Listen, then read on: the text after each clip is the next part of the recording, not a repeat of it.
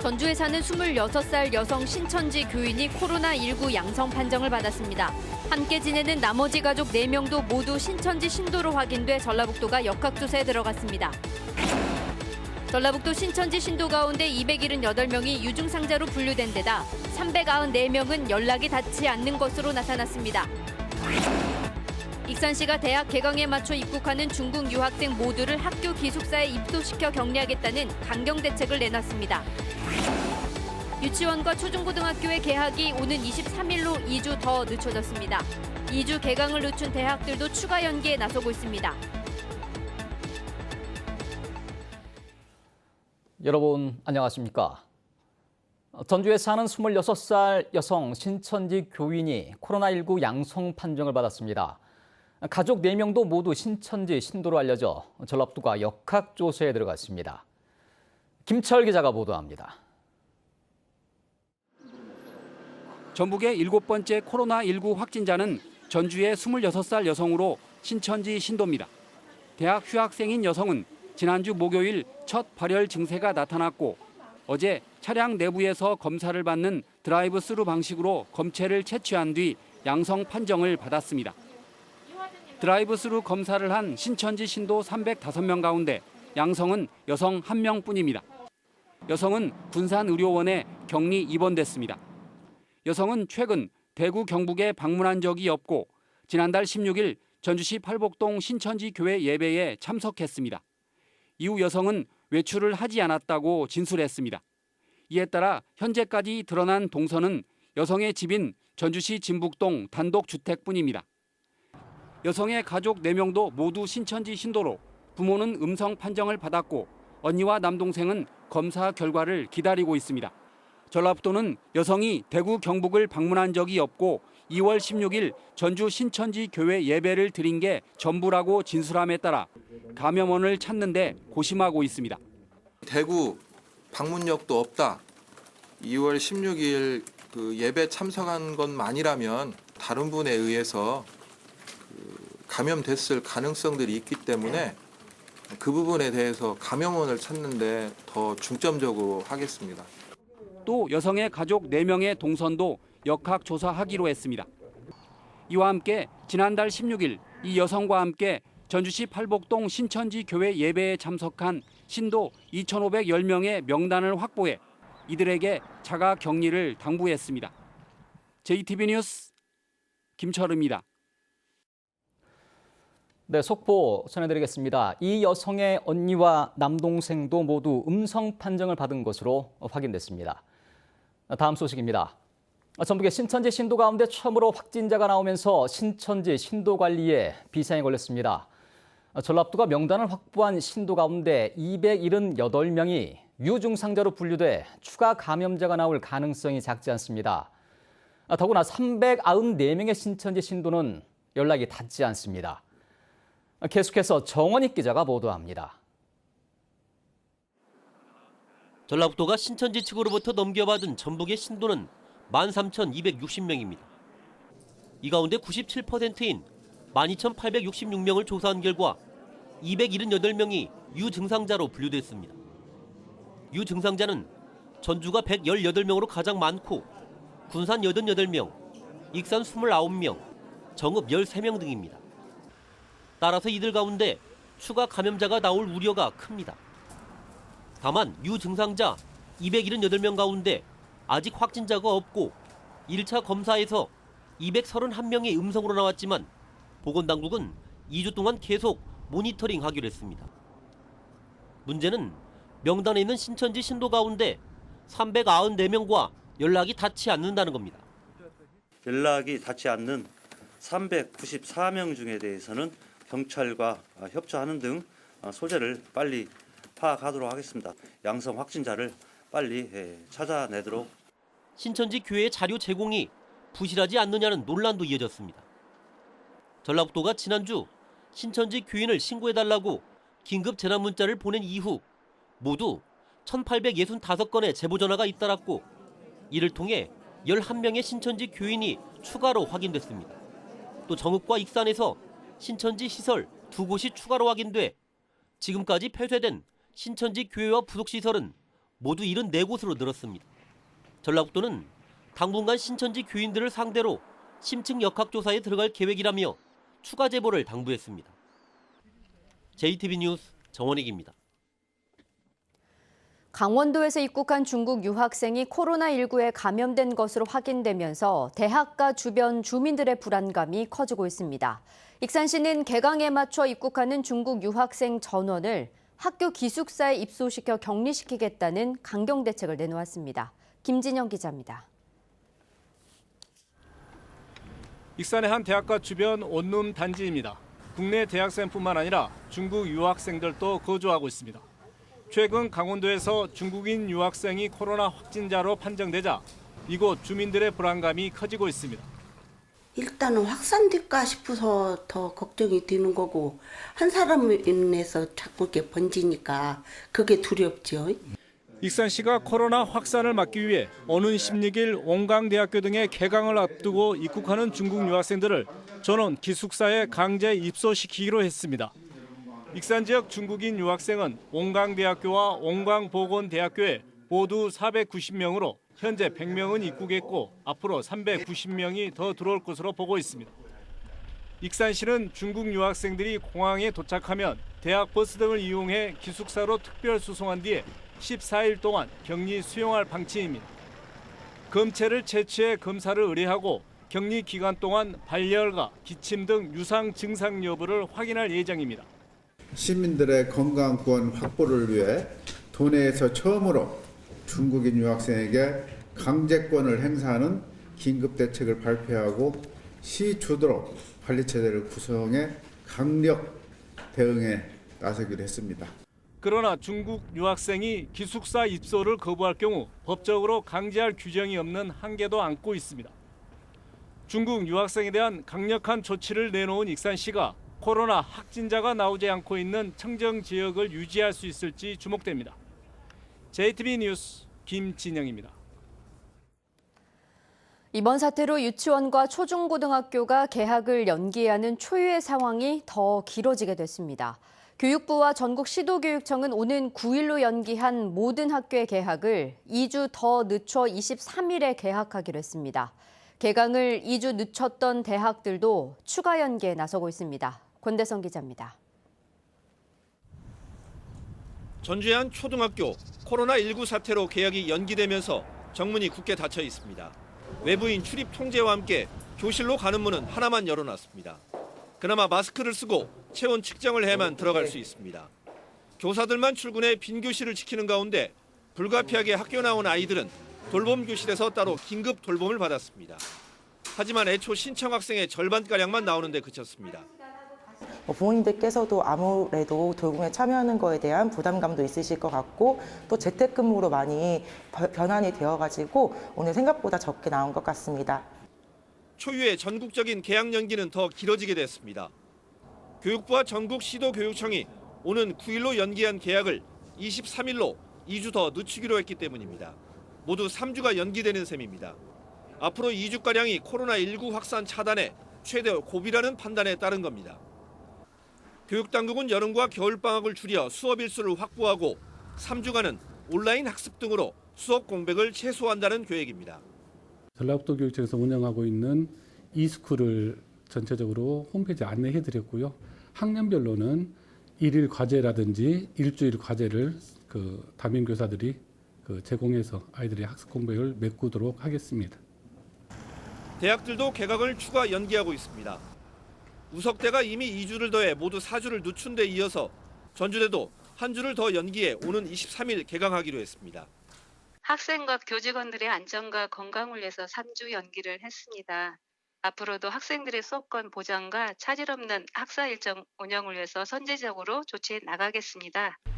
원광대는 우선 16일에 개강해도 2주간 온라인 강의만 진행하기로 했는데 개강 추가 연기도 염두에 두고 있습니다. 교육부도 집합 수업을 지양하라고 권고해 개강을 추가적으로 연기하거나 개강 후에도 재택 수업 등으로 학생을 등교시키지 않는 대학들이 늘어날 전망입니다. JTB 뉴스 권대성입니다. 농협 하나로마트와 우체국 같은 이른바 공적 판매처에서 마스크 판매가 이루어졌습니다.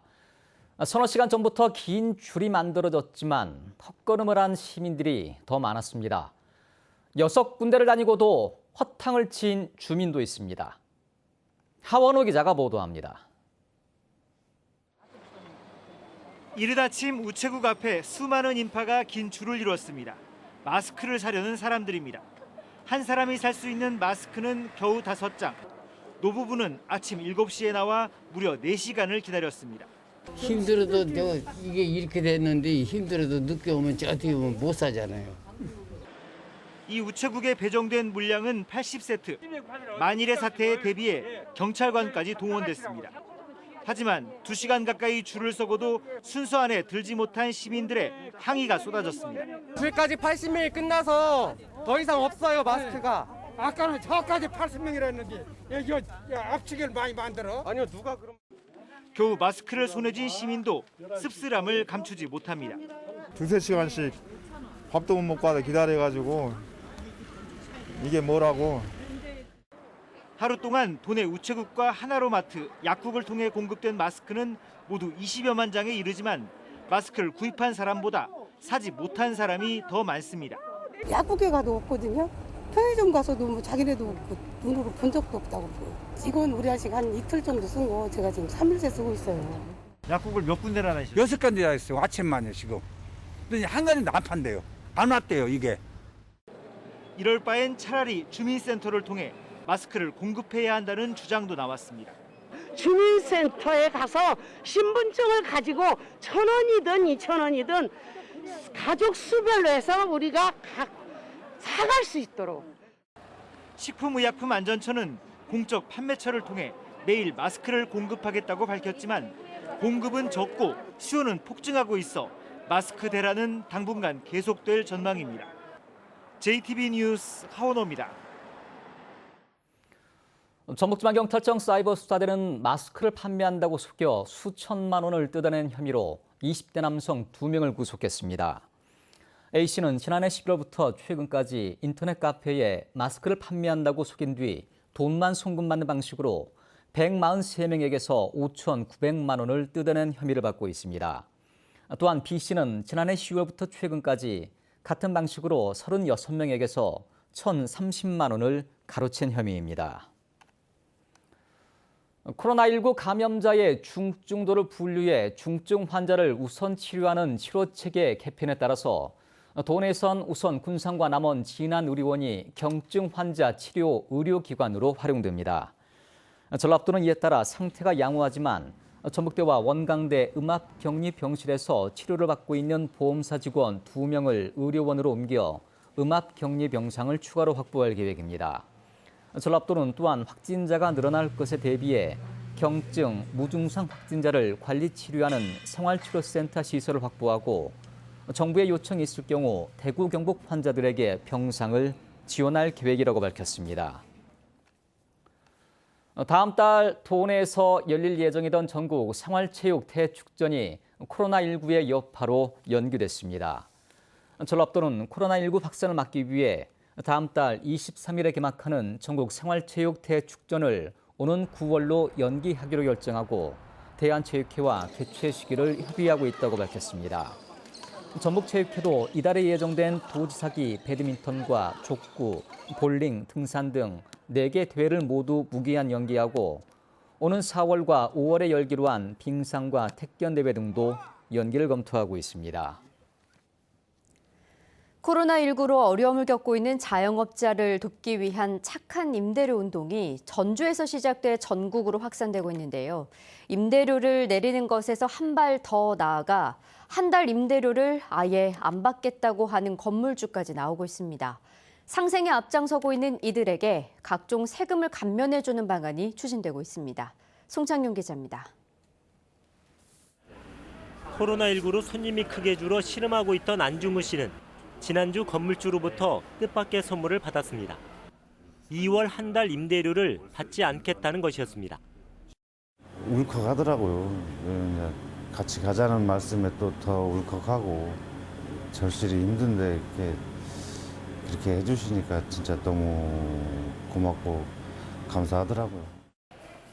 어렵게 만난 건물주는 임차인뿐만 아니라 모두를 위한 결정이었다고 말했습니다. 저희도 시장에서 같이 장사를 하고 있는데요. 너무나 어려워요. 저희가 어렵다면 임차인은 더 어렵죠.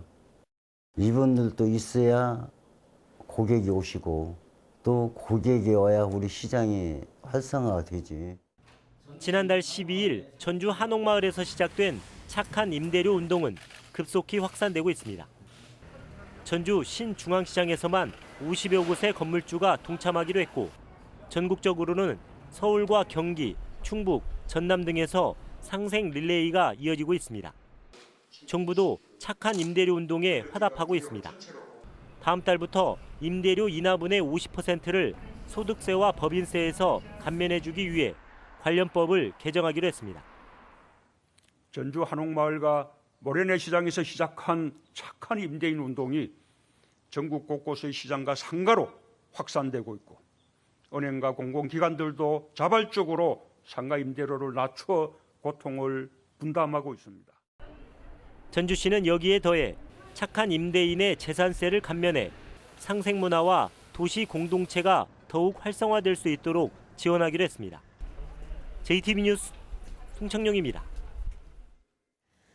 남원 모 사립고가 특정감사에 나선 전북교육청의 자료 제출 요구에 응하지 않은 것은 정당하고 과태료 부과는 불처분하다는 법원의 결정이 나왔습니다. 전주지방법원 남원지원은 전북교육청의 특정감사가 공공감사에 관한 법률이 금지하는 중복감사에 해당되고 감사 자료를 내라는 요구에 응하지 않은 것은 정당한 사유가 있다면서 남원 모 사립고 전 교장과 행정실장에 대해 과태료 부과 불처분 결정을 내렸습니다. 한편 검찰도 전북교육청이 해당 사립고의 특정감사 이유로 내세운 횡령 의혹에 대해 불기소 처분했습니다. 4.15 총선과 함께 치러지는 지난군수 재선거에 민주당 경선이 오는 7일부터 사흘 동안 진행됩니다. 민주당은 6명의 예비 후보 가운데 고준식 민주당 전북도당 부위원장과 전춘성 전 진안군 행정복지국장, 정종욱 전 부기농협조합장 등 3명으로 경선 대상자를 압축했으며 권리당원과 일반 국민 여론조사를 50%씩 반영해 최종 승자를 가립니다. 지난 군수 재선거에는 민주당 후보 이외 무소속으로 김현철 전 도의원과 송상모 전 진안부 군수, 이충국 전 도의원이 본선을 준비하고 있습니다. 더불어민주당이 아직 본선 진출자가 가려지지 않은 도내 3개의 선거구에서 내일부터 마지막 경선을 진행합니다.